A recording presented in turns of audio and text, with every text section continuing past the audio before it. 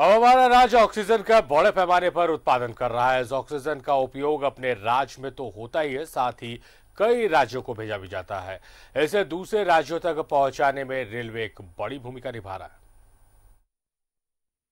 देश भर में ऑक्सीजन पहुंचा रहे रेल कर्मी रोज 150 मीट्रिक टन ऑक्सीजन भेज रहा राज्य। रेल के माध्यम से ही जाता है ऑक्सीजन। बिहार, यूपी, बंगाल, महाराष्ट्र, छत्तीसगढ़ तक होती है आपूर्ति।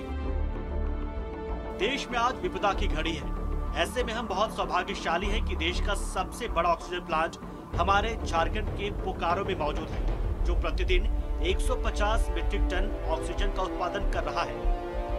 यह ऑक्सीजन हमारे राज्य समेत उत्तर प्रदेश, बिहार, मध्य प्रदेश, पश्चिम बंगाल, महाराष्ट्र, पंजाब और छत्तीसगढ़ तक ऑक्सीजन की आपूर्ति नियमित रूप से कर रहा है, जिससे कई जानें बचाई जा रही हैं। ऐसे में हमें गर्व करना चाहिए कि हमारा झारखंड अतुलनीय क्षमताओं और विविधताओं से भरा हुआ है।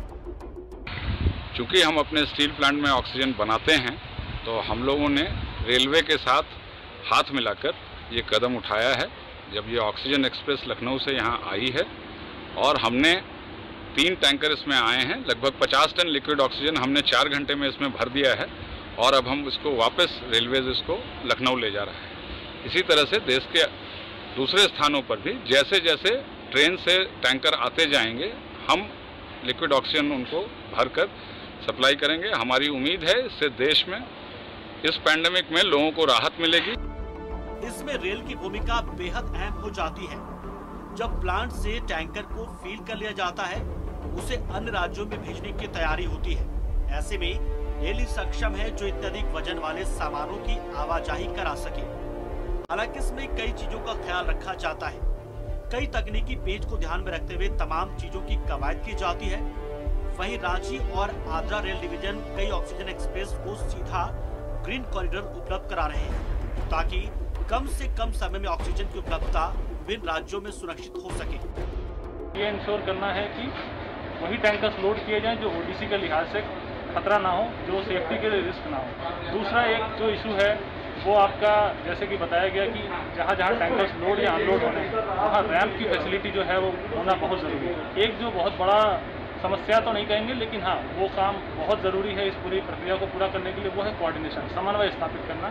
समन्वय 3 चरण का इसमें समन्वय है। पहला चीज़ तो जो स्टेट गवर्नमेंट इस पर्टिकुलर टैंकर को रिसीव करेगी, उस स्टेट गवर्नमेंट और रेलवे के बीच का समन्वय। उसके बाद से विद इन रेलवे का जो हमारा है समन्वय, जोन्स का, आपस में डिविजन्स का, और जब टैंकर खाली होकर बीएसएल प्लांट में लोडिंग के लिए जाते हैं तो रेलवे और जो लोडिंग प्लांट है उसके बीच का समन्वय। ये 3 चरण। बोकारो से रांची होते हुए देश के कई हिस्सों में पहुंचने वाला ये ऑक्सीजन कई रेलवे लाइन की महत्ता को भी दर्शा रहा है।